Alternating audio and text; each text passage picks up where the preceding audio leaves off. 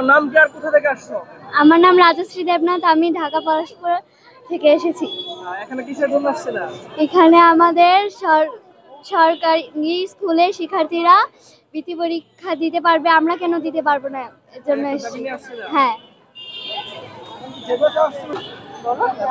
নাম আর কোথা থেকে আসছো? আমার নাম মারিয়া সুলতানা, আমি শেরেবাংলা আইডিয়াল স্কুল থেকে আসছি। এখানে কিসের জন্য আসছিলা? এখানে আমরা বৃত্তি পরীক্ষার দাবি নিয়ে আসছি।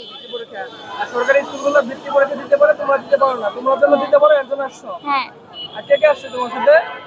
আমাদের সাথে অনেকেই আসছে আমাদের ক্লাসের। তোমার সহপাঠীরা আসছে? হ্যাঁ।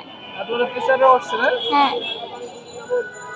আপনাদের এখানে আসার উদ্দেশ্যটা একটু বলুন। আমাদের উদ্দেশ্যটা থেকে বেসরকারি যে স্কুল আছে সেখানে প্রাইমারি সেকশনে বৃত্তি দেওয়ার জন্য যে নিষেধাজ্ঞা দিয়েছে সেটা বন্ধ করার জন্য।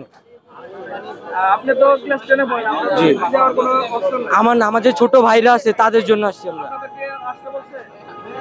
আমাদের বলছে তোমরা ইচ্ছা হলে আসতে পারো। আপনার নাম আর পরিচয় আর স্কুলটা বলুন। জি, আপনার নাম পরিচয় আর স্কুলটা। আমার নাম হচ্ছে মোহাম্মদ সালমান হাওলাদার, আমার স্কুল হচ্ছে শেরেবাংলা আইডিয়াল স্কুল। ক্লাস 10 এ পড়েন? হ্যাঁ ক্লাস 10 এ পড়েন? জি, আমি ক্লাস 10 কোথা থেকে আসছো? তোমার নাম কি? আমার নাম নুবাই আলী নোমান, আমরা সোনিয়াগার দিকে আসছি। কোন ক্লাসে পড়ো? 5 এ। 5 এ। এখানে কি জন্য আসছিলা? এই বৃত্তির জন্য। এখানে বৃত্তি পরীক্ষা দেওয়ার জন্য আসলে বৃত্তি পরীক্ষা যে নেয় তোমাদের এর জন্য আসছিলা? জি। আমি বৃত্তি পরীক্ষার জন্য সোনিয়াকড়া শেরেবাংলা আইডিয়াল স্কুল থেকে এসেছি।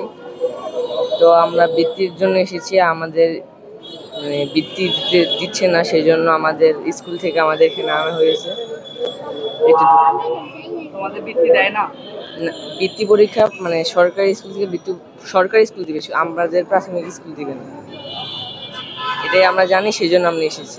বেসরকারি পরীক্ষার্থী স্কুলের শিক্ষার্থীদের জন্য বৃত্তি পরীক্ষা দিতে পারে, তার জন্য আসছো? আসসালামু আলাইকুম, আমি শেরেবাংলা আইডিয়াল স্কুল থেকে আসছি।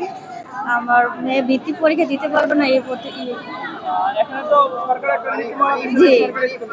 সরকারি স্কুল দিতে পারবে, আপনার অন্য স্কুল দিতে পারবে না, এই কারণে আসা। একটা প্রতিবাদ জানানোর জন্য আসছি।